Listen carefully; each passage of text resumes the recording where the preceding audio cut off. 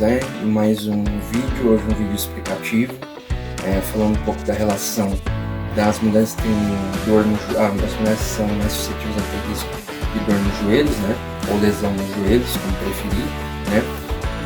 E aí, antes de começar, eu vou pedir para vocês seguir o canal, Júnior Personal, seguir os outros canais que eu tenho, Instagram, Facebook, TikTok, Kawaii, Tides, que eu fiz agora recentemente, e aqui no YouTube, que já faz pouco tempo também, comparado aos outros, que eu também estou sempre publicando vídeos, desde vídeos de reflexão, vídeos mais teóricos como esse, vídeos de exercícios, entre outras coisas que aí vocês podem acompanhar, né?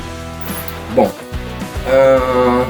eu optei por fazer esse vídeo porque muitas mulheres, a gente conversando, trouxe essas situações de sala de musculação, e a gente conversando, interagindo, até muitas delas falaram: José, seria interessante você fazer conteúdos referente a isso, né? E eu optei agora, eu comecei a fazer no Instagram vídeos curtos, mas eu comecei também agora a fazer também vídeos um pouquinho mais longos, né? Talvez de 10, 15 minutos, não chega a 1 hora, explicando alguns pontos, né? Explicando algumas coisas. Então no Instagram você vai ver um vídeo mais curto, só trazendo algumas informações, e aí posteriormente aqui no YouTube uma coisa um pouco mais detalhada, né? Bom, aí o primeiro ponto que a gente pode falar das mulheres, né? Ter esses mais suscetíveis a essa questão. O fator anatômico, tá? Então, no caso, a mulher tem uma pelve mais larga, tá? Então, se você busca, dando um exemplo simples, pensa que a mulher vai ser pera, então aqui mais fino, chega aqui na região de abdômen glúteo maior. O homem vai ser maçã, que ele vai concentrar uma região de massa bem maior aqui na região de abdômen, tá? Então, vamos pegando essas informações, eu acho que fica mais fácil para a gente conseguir entender alguns pontos. Então, bom, a mulher tendo a pelve mais larga, o que acontece? O ângulo onde o fêmur que a gente tem aqui atrás, né? Desculpa, eu vou vir aqui atrás, mas aqui na coxa, que é um osso bem grande. Então ele vai se ligar na pelve, né? E aí o que acontece? A mulher tendo o quadril mais largo, consequentemente esse ângulo do encaixe do fêmur, né, vai ter uma mudança. Então, onde vai ter o joelho, né, que vai a região da patela que vai conectar com o fêmur, então tudo isso vai ter uma diferença anatômica. Vamos dizer assim, esse desalinhamento com os exercícios, né, ou com alguma coisa, alguma atividade que seja, vai acabar lesionando, gerando uma tensão no ligamento cruzado anterior, que é na região aqui anterior, região de quadríceps, um pouquinho mais abaixo, tá? Que aí é onde normalmente você vê em futebol e em alto rendimento, você vê alguns tendo essa lesão, mas também pessoas que não sejam do alto rendimento, tá? Então, o primeiro ponto seria a questão anatômica. As mulheres têm a pelve um pouco maior, o que gera, consequentemente, um desalinhamento anatômico, que no momento que está fazendo exercício, de repente, se ela não está tendo uma supervisão, pode ocasionar uma sobrecarga no joelho, consequentemente, uma lesão no ligamento cruzado anterior. Aí, a gente parte para a questão de tamanho de ligamentos, né? Então, a gente tem o ligamento cruzado anterior. Nas mulheres, ele vamos dizer assim, como é que eu posso falar? Um tecido, mais fino, já no homem é um pouco mais grosso. Então, o que acontece? Na mulher, ela fica mais fácil de lesionar. Já no homem, é mais difícil pela grossura desse tecido. Então, esse já é outro fator também, vamos dizer assim, um fator ruim para as mulheres, né? Aí a gente entra também na questão ligamentar, na frouxidão. Então, as articulações femininas, elas tendem a ter uma amplitude de movimento maior, né? E isso aí causa uma frouxidão, levando a ter uma instabilidade no joelho e acaba correndo a lesão. Então, recapitulando, a gente tem pelve mais larga, tecido do ligamento cruzado anterior mais fino e uma facilidade de frouxidão dos ligamentos. Então, que vai ocasionar essa questão da lesão, das dores, né? Aí a gente começa a entrar já em fatores biomecânicos, tá? Os fatores biomecânicos, então, seria muito relacionado à questão de movimentos, tá?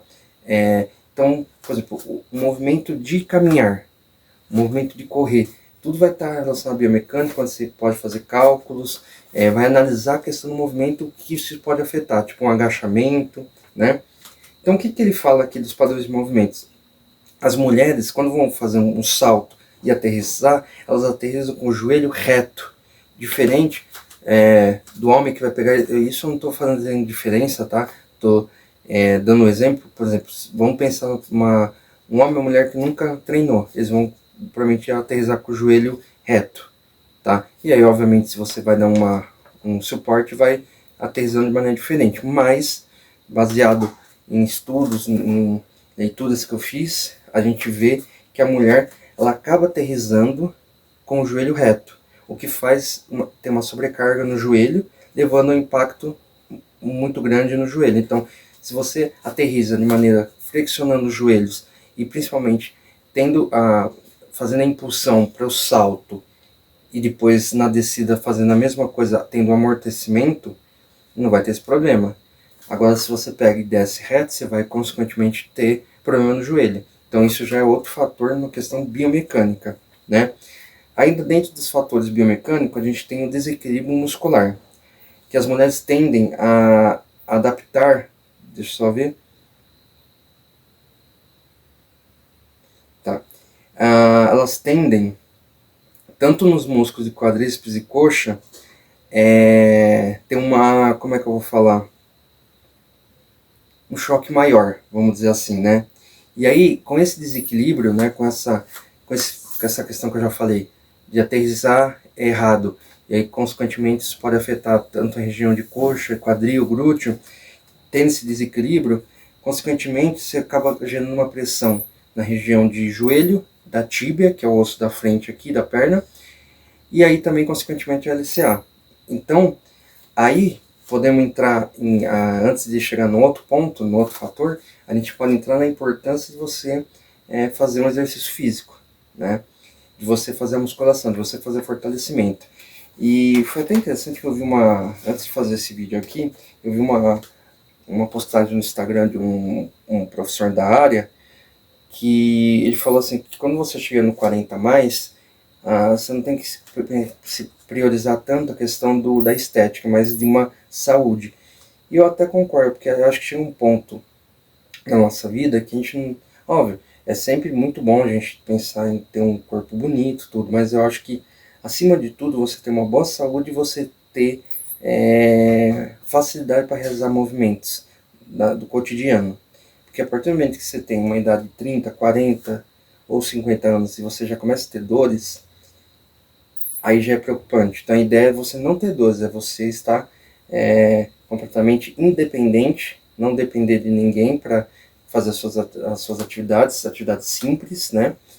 E poder ter uma velhice de maneira digna e se no dia que a gente não tiver mais ativo, ser de maneira natural e não decorrente de doença, decorrente de a gente não ter dado tanta importância em cuidar da gente, né? E aí, por fim, a gente chega nos fatores hormonais, né? Alguns estudos indicam que os hormônios sexuais femininos, como o estrogênio e a relaxina, podem afetar a elasticidade do colágeno nos ligamentos ao longo do ciclo menstrual. Picos em certos hormônios, especialmente durante a ovulação, onde está potencialmente ligado ao maior risco de lesão. Se a gente pega um dos primeiros vídeos que eu fiz agora referente a essa questão da saúde da mulher, eu já falo que durante a questão do ciclo menstrual, tudo já tem uma queda do estrogênio, tudo. Isso aí já acaba sendo prejudicial para a mulher em vários aspectos. Tanto que eu, em vídeos anteriores, até do Instagram, eu falo que quando a mulher está nesse período menstrual, a gente pede para diminuir a carga, né? E, consequentemente, respeitar o limite do seu corpo, ver quando o seu corpo dá sinais que não está bem. Então, você vê que até nesse momento, né, já num ponto específico que a gente fala de lesão nos joelhos, tudo, isso também está relacionado. Então, a partir do momento que ela está no período de ovulação, tudo, os ligamentos começam a ficar mais frouxos, então tem maior risco de lesão, né? Então a gente percebe que quão importante a atividade física, a, atividade física, o movimento, o cuidar da sua saúde, você ver o seu corpo como um templo de cuidado, de mantê-lo saudável é importante. Porque o exercício vai além da estética, você vê que vai em questões que para você, quando você faz exercício, quando você se movimenta, você mantém todo o seu corpo em funcionamento. A partir do momento que você para de se movimentar, consequentemente você gera problemas de saúde, né? E aí, pessoal, a gente encerra, né, esse vídeo. Como eu falei, eu procuro não fazer vídeos muito longos, fazendo vídeos dentro do possível sempre curtos, de maneira que vocês consigam pegar boas informações, não encher linguiça, né? Pode acontecer de ter vídeos um pouco mais longos, mas a ideia é sempre fazer vídeos mais curtos. Então espero que vocês tenham gostado desse conteúdo, espero vocês nos próximos vídeos. Uma ótima noite, ou um bom dia ou uma boa tarde para quem estiver assistindo, e até o próximo vídeo. Tchau, pessoal!